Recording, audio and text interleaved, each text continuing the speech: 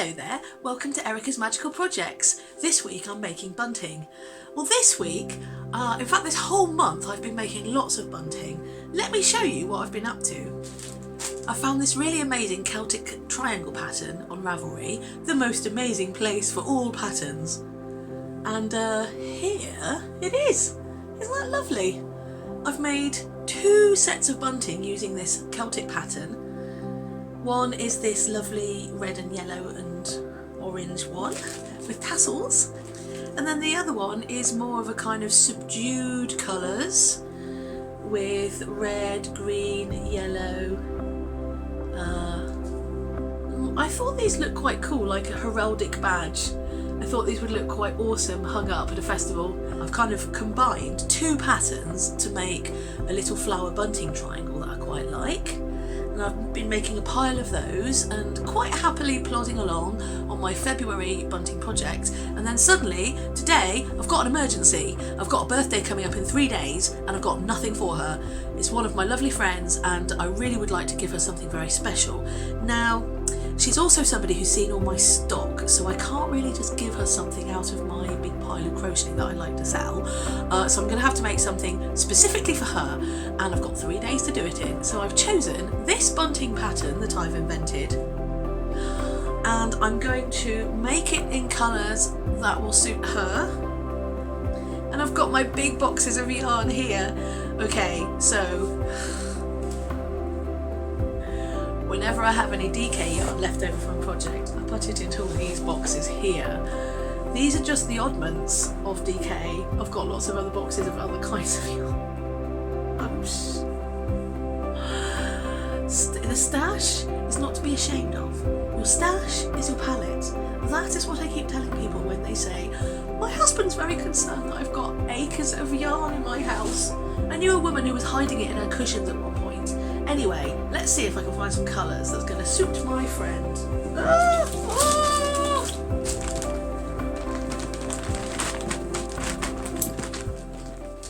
Well, here are my yarn candidates: black, sparkly black, and a deep purple. I'm going to make double petalled flowers that look a little bit like roses in the centre of these triangles. Right, well, let me first apologise for the forthcoming hardcore crochet terminology. I'm going to go quickly, and I'm crocheting in a very dark yarn, so you can't really see anything. This is not a tutorial.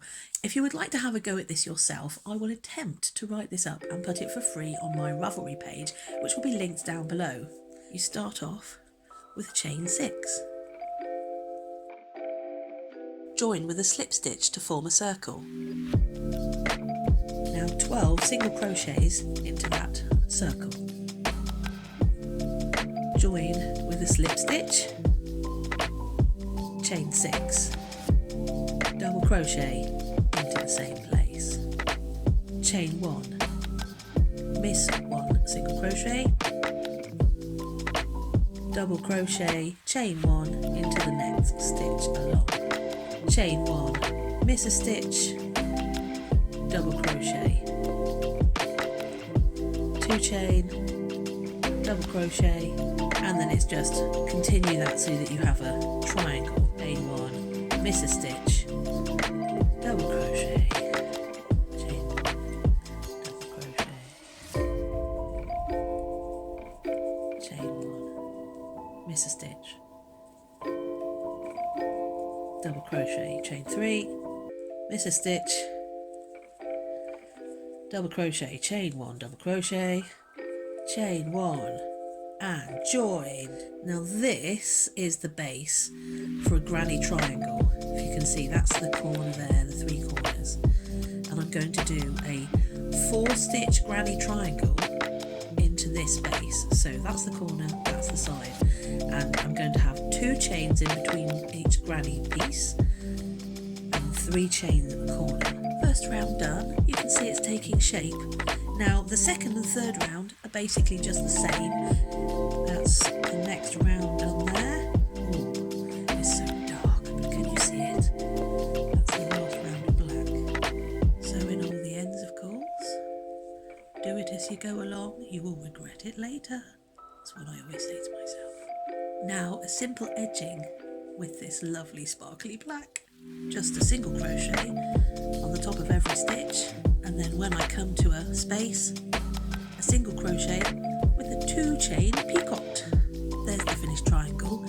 I put a little charm on the bottom of it there to hold it down, and these little spiky bits, these little peacocks, look quite spiky and awesome. Now that is going to need blocking.